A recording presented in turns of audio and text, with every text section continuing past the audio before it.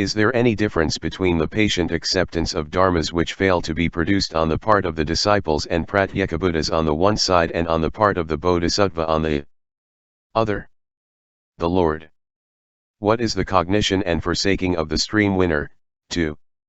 The pratyekabuddha, that is part of the patience of the bodhisattva.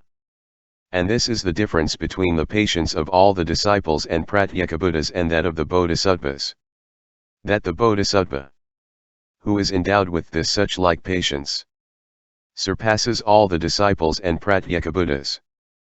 For, when he has stood in this patience, in the patient acceptance of dharmas which fail to be produced, he courses in the path of a bodhisattva and fulfills the knowledge of the modes of the path.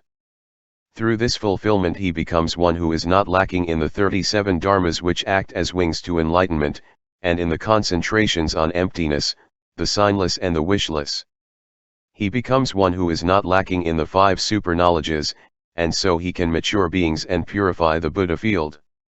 As a result he reaches the knowledge of all modes through the wisdom which is conjoined with one single instant. It is thus that the bodhisattva, who courses in perfect wisdom, fulfills the markless perfection of patience. Moreover the bodhisattva, having stood in the 5 grasping skandhas as like a dream, 2. Like an apparition, and as without marks, exerts physical and mental vigor.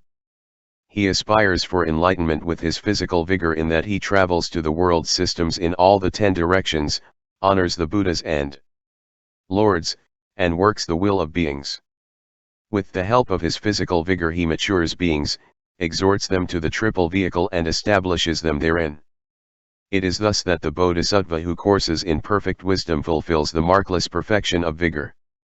With a mental vigor which takes place on the path which is without outflows and which is included in that path he fulfills the perfection of vigor in which all wholesome dharmas are included. When the bodhisattva courses in them, he should fulfill the knowledge of all modes. And by fulfilling that he will forsake all the defilements together with their residues. And in consequence he will fulfill the full complement of the marks, accomplish the state of having a halo all round, and turn the wheel of Dharma, with its 12 aspects and its 3 revolutions.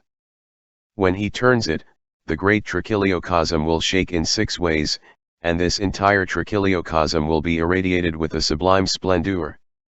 And he will induce the beings in that great trichiliocosm to listen to those sounds which issue from the Tathagata, and they will all become fixed on the 3 vehicles. It is thus that a bodhisattva perfection of vigor does much. When he has stood in the perfection of vigor the bodhisattva should fulfill all the Buddha dharmas and reach the knowledge of all modes. Furthermore the bodhisattva, who courses in perfect wisdom, when he has stood in the 5 grasping skandhas as like a dream, 2. As like an apparition, fulfills the perfection of meditation. And how does he do so? Here the bodhisattva dwells in the 4 trances. The 4 unlimited. The 4 formless attainments, and he develops the concentrations on emptiness, the signless and the wishless, the concentration which is like lightning and the right concentration. When he has stood in the concentration which is like a thunderbolt, then, leaving aside the concentration of a Tathagata, he dwells as one who has entered on whichever concentrations are common to the disciples and pratyekabuddhas, as well as any other classes of concentrations and meditational achievements, after he has suffused them all with his body. But he does not relish those concentrations, nor the fruit of his meditational attainment. And why? Because he cognizes those concentrations as markless, and as having non-existence for their own being. How can a markless dharma relish a markless dharma? Not relishing them he will not gain a new rebirth through any of these concentrations, be it in the world of form or the formless world. And why? Because he does not apprehend those 2 worlds, nor him who enters on concentration, or whereby he enters on concentration. Not apprehending these he fulfills the markless perfection of meditation, and through that perfection of meditation he transcends the level of the disciples and pratyekabuddhas. Subhuti.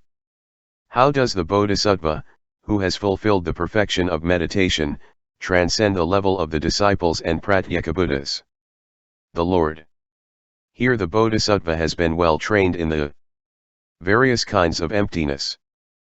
But in all these emptinesses no dharma can be apprehended on which he could take his stand, be it the fruit of a stream winner, 2. The enlightenment of a pratyeka Buddha. And even that knowledge of all modes, that is empty through those emptinesses. When through these emptinesses the bodhisattva has transcended the level of the disciples and pratyeka Buddhas, then he enters on the certainty of a bodhisattva's salvation. Subhuti. What is the bodhisattva's rawness AMA and what is his certainty New York AMA? The Lord. All the bases of a bodhisattva are his rawness, all. The baselessness is certainty. Subhuti. What is basis, what is baselessness? The Lord. If form, 2. The knowledge of all modes is a basis for the bodhisattva, that is his rawness. The certainty, on the other hand, consists in that those dharmas, i.e. form, 2. The knowledge of all modes, are not apprehended as a subject of verbal communication. And why? Because the own being of form, is incommunicable by words. This is the bodhisattva's certainty. When he has entered on this certainty, the bodhisattva fulfills all the concentrations, but he is not reborn as a result of them. How much less could he produce greed, hate or delusion, based on which he would bring about deeds which would make him fall into samsara. It is quite impossible that he should do so. On the contrary, although he has stood in the conviction that dharmas are like a magical illusion, he works the will of all beings. But he does not apprehend a being or a magical illusion. In spite of that he matures beings and acquires a Buddha field. It is thus that the bodhisattva, having fulfilled the perfection of meditation, goes on until he turns the will of dharma i.e. the will which is baseless and which is emptiness, signless, and wishless. Moreover, the bodhisattva who courses in the perfection of wisdom comprehends all dharmas as like a dream, 2. Like an apparition. The single instantaneous reunion which sees the mark of non-duality in all dharmas. Subhuti. And how does the bodhisattva do that? The Lord. Here the bodhisattva, who courses in perfect wisdom, has not seen the dream or the one who sees the dream, 2. He has not seen the apparition or the one who sees the apparition. And why? Because a dream is a perverted view on the part of the foolish common people. But arhats, pratyeka Buddhas, and tathagatas do not see a dream or one who sees a dream, 2. They do not see an apparition or one who sees an apparition. And why? Because all dharmas have non-existence for their own being, and they are the same as final nirvana, because of their unreality. Not totally real are all dharmas. Because they have not actually come into being. It is quite impossible that a bodhisattva, who courses in perfect wisdom, should become one who has the notion of an existent, or of something totally real, or of something truly real. That would not be the perfection of wisdom if one were to apprehend the own being of any dharma whatsoever, or its total reality, or its true reality. It is thus that the bodhisattva, who courses in perfect wisdom, does not cling to form, 2. The 5 perfections. When he has stood in this perfection of wisdom, he fulfills the 10 stages, without producing towards them passionate greed. And why? Because he does not apprehend those stages. How, then, can he produce passionate greed towards them? He courses in the perfection of wisdom, but does not apprehend it. Coursing in the baseless he sees all dharmas as contained in this perfection of wisdom, and yet he does not apprehend those dharmas. And why? Because these dharmas on the one hand and that perfection of wisdom on the other are not two nor divided. And why?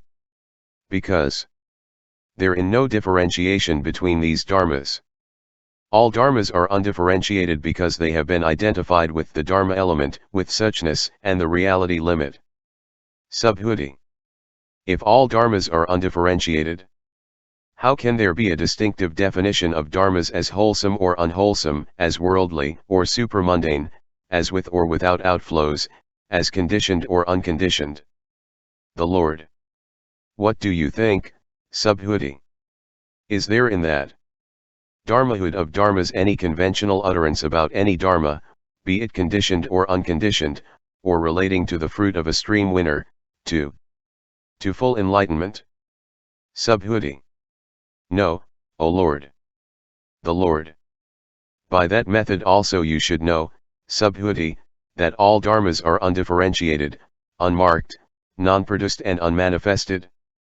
When I in the past have coursed in the course of a bodhisattva, I have not apprehended any dharma whatsoever.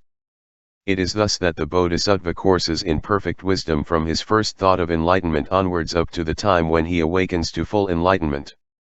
And that without taking anything as a basis.